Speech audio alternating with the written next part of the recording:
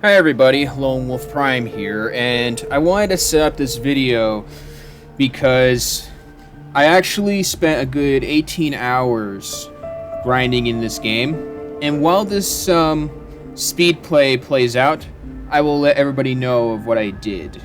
So, what I did for starters is, for a good portion of this video, I pretty much deconstructed my base, and from there, I pretty much utilized all the materials I got from the base in order to make a new one, which I decided to build in the northeastern mushroom forest. It was an interesting turn of events, I will say that much, because now that I have a good indication of what I wanted to make, I just had to find the right area to put it. So, I did say last video that I was going to build in the mushroom forest, but it was only after a good 12 or so hours afterwards that I learned where exactly I was for this to be built.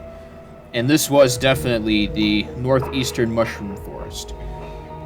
It borders that of the crash zone, the bulb zone, and it actually in some form or fashion does border the mountains, which I did learn later on, of course. Now, while this plays out, I will have to say that this could have been good. This could have been a good opportunity for me to live stream this. However, two reasons why it wouldn't have worked. A, this is recording straight from my computer. This is not from OBS, as it messed up my recording for the last video that I did involving the Reapers, and of course the Aurora, which pretty much sacrificed 3 hours of my recording in order to pull off. So that's one reason I won't live stream this. And secondly, my connection is not the best for live streaming. I'm able to do so through my PlayStation 4, but this is not the PlayStation 4 variant of Subnautica. This is the PC version. I like this game as well, as a matter of fact, because it's not Minecraft, for starters, and I'm going to tell you all right now why I won't play Minecraft on my channel.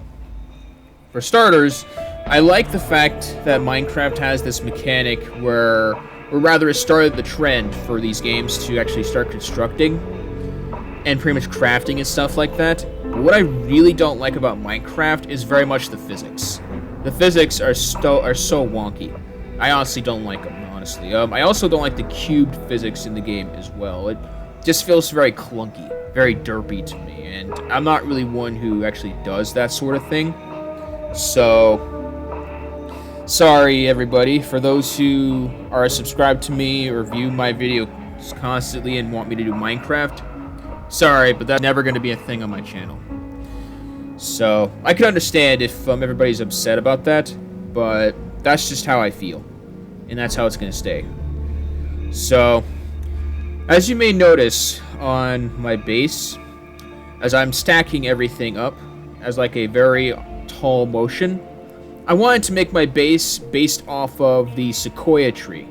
Make it the tallest base in all of Subnautica, if anything, is what I wanted to do. I've come across a couple of technical issues while trying to build my bases, and deconstructing, of course, but ultimately, this is the kind of look I was going for when it came down to building my base.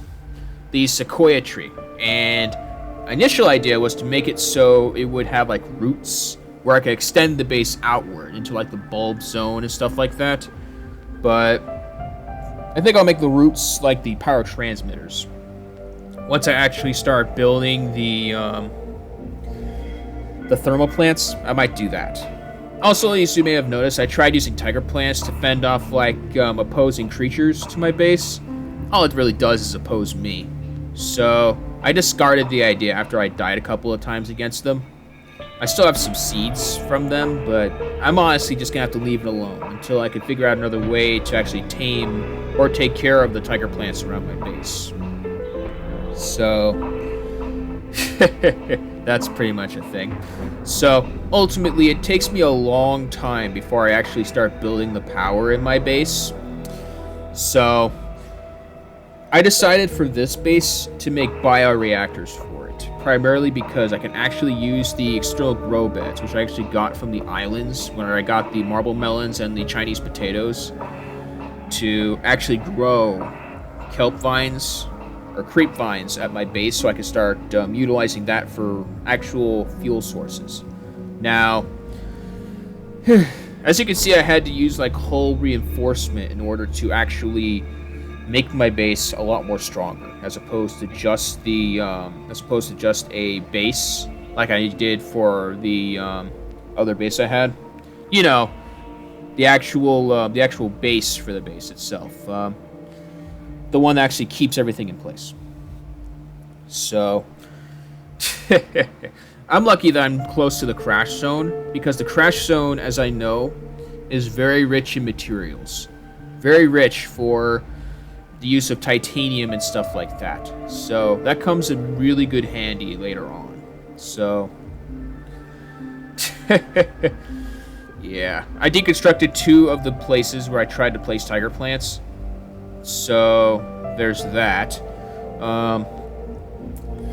Moving my plants was very easy to do, but ultimately I ran into a couple of issues. One of them was pretty much my sea moth, my sea canis. Others involved like bone sharks in the area, as well as like the ampheel that like to surround my base. So I had to ward them off a couple of times over in trying to build the base itself. Otherwise, yeah, the rest of the base was pretty much just time-consuming at best. Moving materials from one place to another.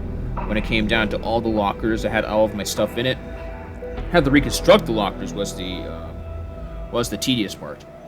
But ultimately, I built another external grow bed, not just for the creep vine, but for the gel sacks that I got in the last video, while I was trying to confront the Reaper Leviathan in the Mountain Island area. So, I now have that for aerogel. Very useful item, especially for, I think, constructing the prawn suit and the Cyclops, I believe. Now, I didn't build it in this video. Spoiler alert. I will build one of them in the next video, as I explore other regions. And while I'm on the subject of exploring other regions, I actually did a little bit of exploring outside of building the base, as a matter of fact. So, seeing as though I'm on the border of both the mushroom forest, the crash zone, grassy plateau, and the bulb zone, I somehow found other regions without actually running into danger. So, you'll see that later in this video. So, what I did is I had to try and find an alien containment so I can actually use it for the base itself. So that was a tedious part on my end, because I tried exploring other wrecks around the area. The one in the bulb zone I really wanted to explore from like 2 videos ago. I couldn't explore it then because of the bone sharks who kept on targeting my sea canis at the time. So I finally found some time to do it, to actually explore the wreck there. Sadly, that wreck itself, all it did was just rub salt onto an already existing scar and wound, because I could have gotten the modification station there instead of spending like 4 hours trying to find the modification station. That was legitimately rubbing salt onto the wound. Also, as you just saw earlier, I made myself the scan room again.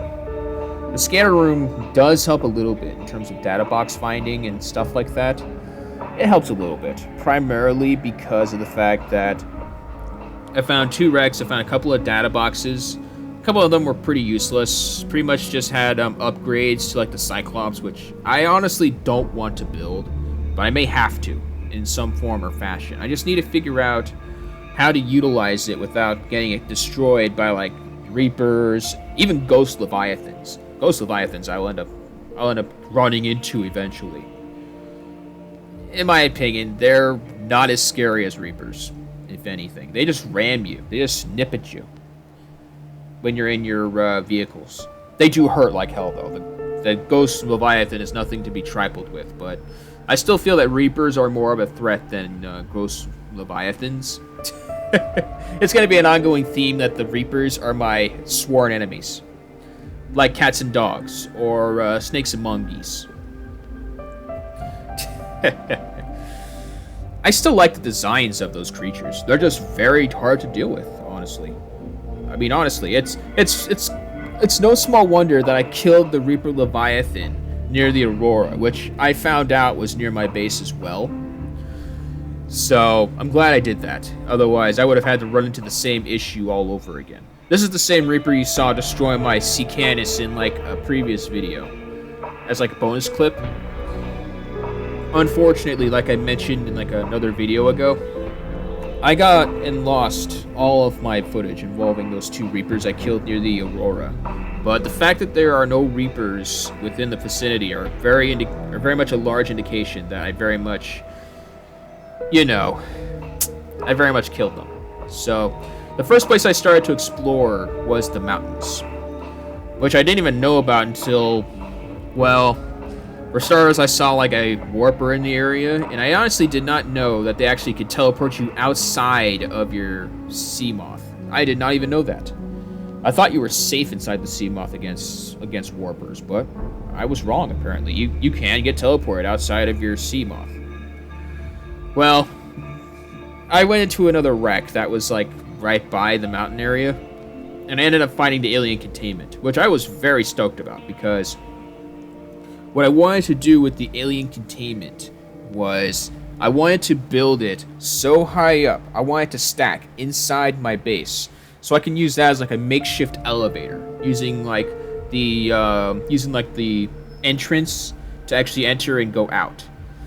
So I can use that as like a makeshift elevator. And I added brain coral to it so that I can like add oxygen to myself so that I won't drown while being inside the alien containment unit. I added 2 creep vines initially for this, for like ambience, but it turns out that kelp or creep vines, you'll see me toss a turn about that because they look like one another in all honesty.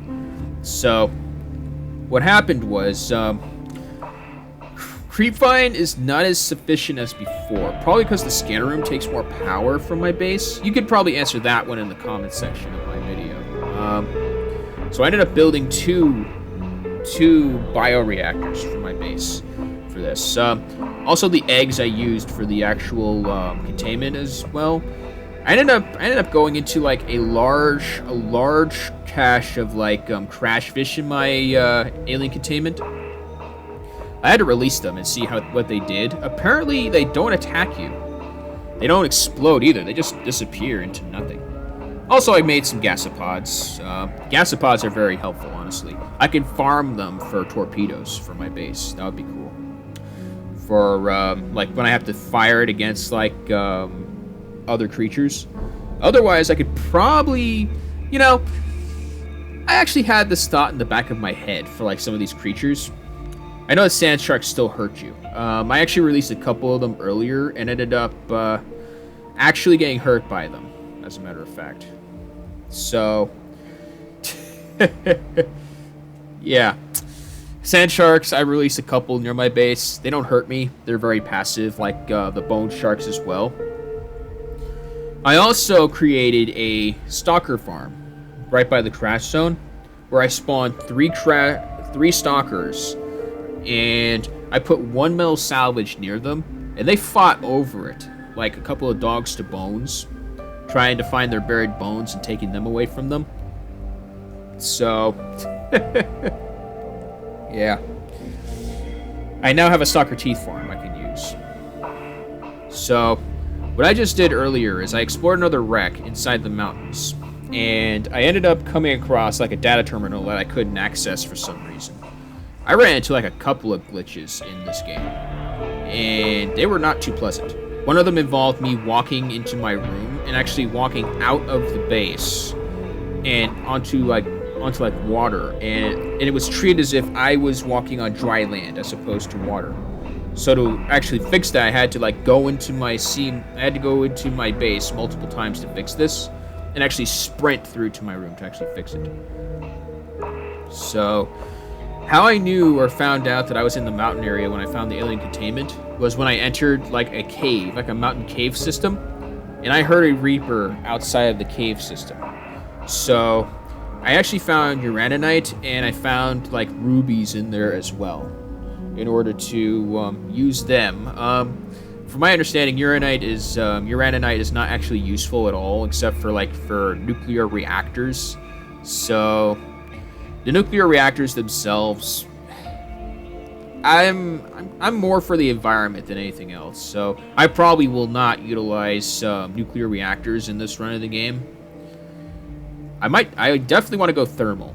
I definitely want to do thermal because I'm near a bunch of lava plumes in the bulb zone, and I could just connect them using power transmitters.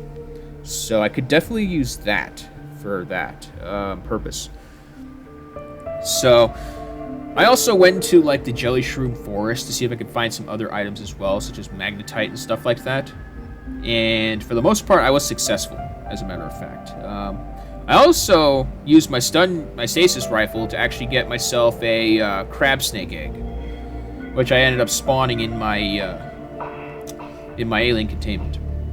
From what I looked up, it's not advisable to release them out into the wild because they will still hurt you. They will still attack you. So I think I'm just gonna leave it in there for now. I'm tossing and turning around the idea of like carrying these creatures out into like dangerous biomes and using them to fend off against like the leviathans in the area. So one of the things I also ended up coming across in my exploration is I actually found the blood kelp trenches. And they're very useful. The blood kelp trenches are very helpful for like getting like blood oil. Blood oil, very much a more beneficial resource for your bioreactors than that of creep vines, which I found out.